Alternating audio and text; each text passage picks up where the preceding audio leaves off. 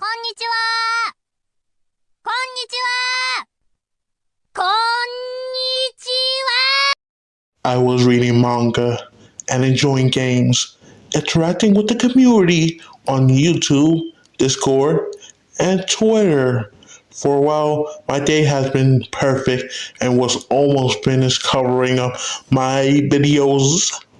Then, a manga called Half Siblings was going to release next year in English for 2026. Things were going great. I made a post talking about black representation in older manga until I woke up a few days ago, getting about 30k likes and attention. I paused and remained civil for the past few hours.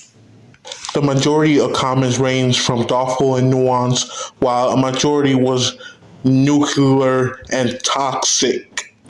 I have been bombarded with racist comments who want to tear me apart for acknowledging anime and manga history. Let's talk about some racist fans, particularly the non-Japanese fans who role play as nationalists online, which is used to gatekeep the fandom and exclude people of color. This hostility can make the community an unwelcoming and even dangerous place for black anime fans. It rubbed many people the wrong way in the sense that I have been getting harassment levels of dress to me. I value actual discussions and understanding rather than giving into negligence or hatred. I'm a flawed human being, making good and bad videos, but that leads to thoughtful discussions when it comes to consuming media. I just love engaging with my own community, seeing different perspectives, and despite me disagreeing where I can come to a conclusion, discussions are vital to many fans because they offer new perspectives and deepens an appreciation and fosters a sense of community around a shared interest. Sharing what you like and dislike with others transforms a solitary activity into a collective experience. By talking about your likes and dislikes, you can receive personalized recommendations for other series you might enjoy. When someone understands your taste, they can suggest niche titles that you may never have found on your own.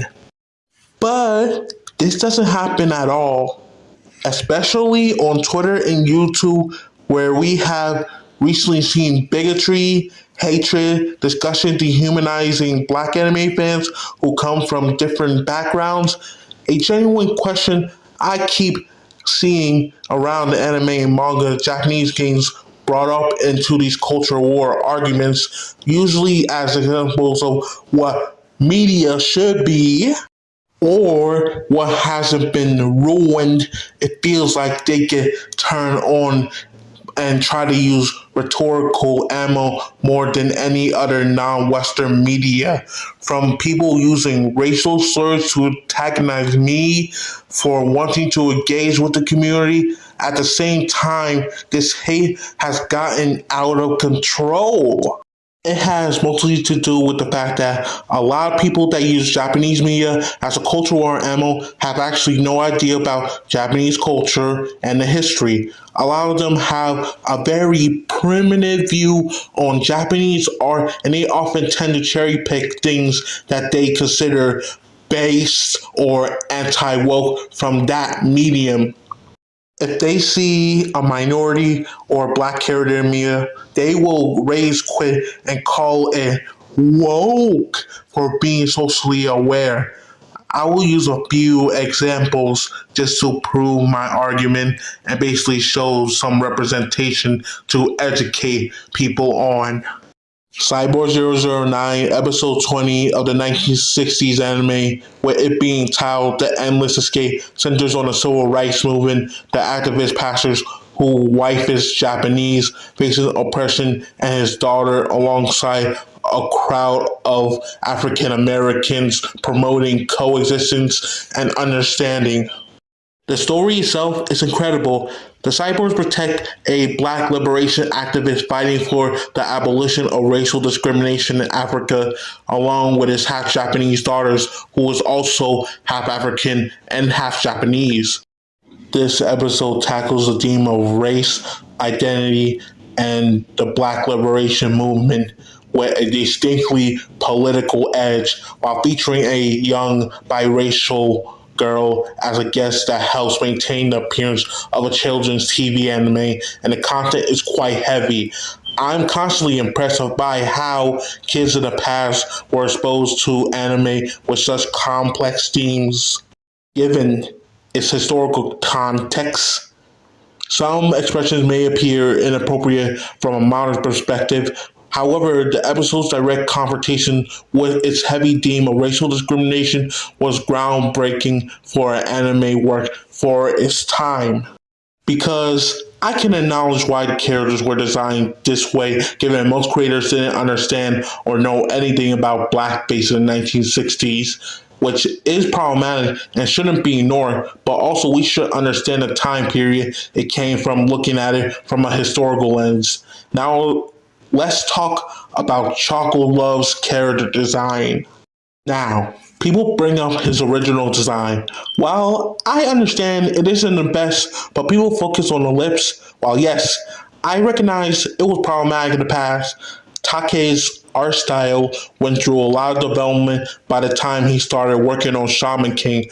While not completely ignoring the history of racist depictions of Black Americans via blackface and minstrel shows and permanent racist characters in cartoons from the past, people are quick to call Chocolove racist by his appearance and design from people who don't read the Shaman King manga when he isn't.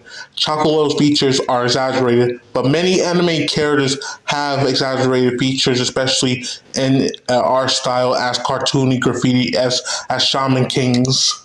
The original design from the anime was widely criticized for having large lips back then and today, despite the fact that the story never portrays him or any characters as stereotypes. Chocolove's parents were murdered by robbers right in front of him on Christmas Eve. This traumatic event led him to develop a deep resentment for the world and join a New York street gang called Shaft. It is a dark parallel to his parents' death, and he became a merciless killer and leader of a gang, inflicting the same kind of violence on others that had destroyed his own childhood. He is a fascinating character whose arc centers on his ability to break the cycle of hatred and heal himself from immense trauma. The turning point came when he faced Orona, a shaman who mentioned him. Instead of killing Chocolove, Orona showed him kindness and inspired him to use his gifts for good, not violence. This act of compassion fundamentally changes Chocolove's character. Instead of seeking revenge or dwelling on the past injustices, Chocolove chose to focus on his dream of becoming a comedian. His comedic humor served as a constant reminder of the person he wanted to become, a man who heals rather than hurts. Still, with all the attention that Take gave him, the readers who were prejudiced against him started to love his character. It cemented his character arc as one of the most tragic and yet redemptive arcs in the series, since Shaman King literally embraces multiculturalism. Choco Love is the heart of the group. Without him, they would have been a very imbalanced group. He's a good character nobody talks about outside of his design, yet doesn't get acknowledged. This is me talking primarily about how our perception of a character can change how we view them. It's generally insane how normalized being openly racist has become within the anime community. They generally don't want to see any black characters in any manga, and it's just kind of pathetic how hateful they are. I'm tired of it. So shameful. I do find it kind of amusing that they are throwing a temper tantrum because things aren't going their way. It really does feel like they just say that so they can get people not to talk about it anymore.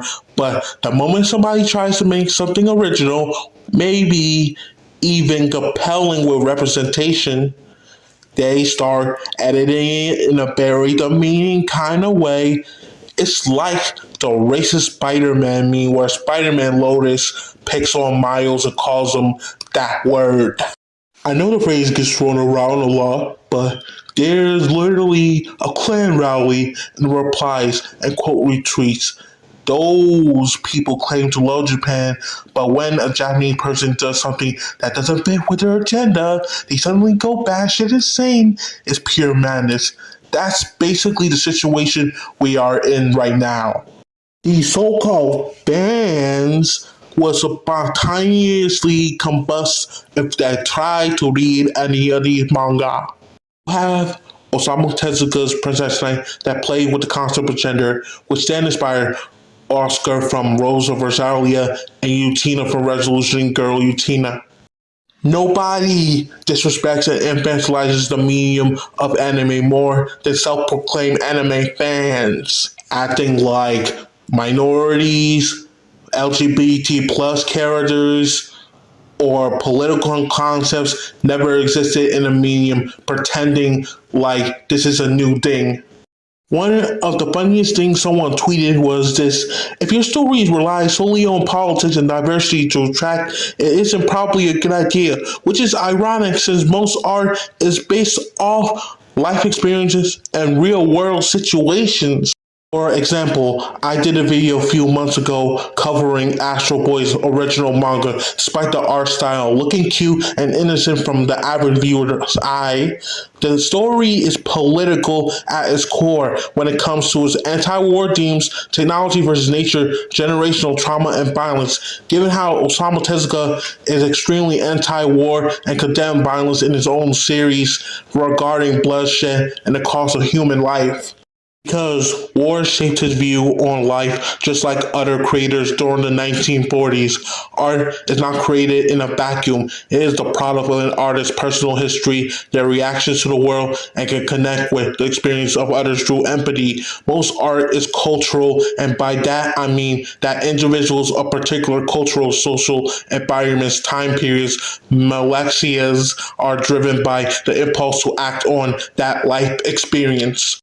Sometimes people enjoy art and understand the context behind it. If you're mad at someone like Fujimi writing a manga about biracial characters dealing with prejudice, outright ignoring things like the culture and how she wrote this story due to a real life experience from her friend, gotta say, that is not an excuse to send death threats, and racism, bigotry should be condemned rather than let it spread. It's important to acknowledge Japan's culture regarding how biracial Japanese individuals experience oppression and discrimination rather than ignoring it. Acknowledging Japan's past and culture is important for understanding its present identity, including its success and ongoing challenges. The majority of mangaka back then and right now continue to push the boundaries. We should open ourselves to a new experiences and perspectives rather than being trapped in the past. Don't stop watching the shows, but don't engage with the toxic fans. That sucks, but it allows you to watch good anime and not have to deal with the terrible people like that.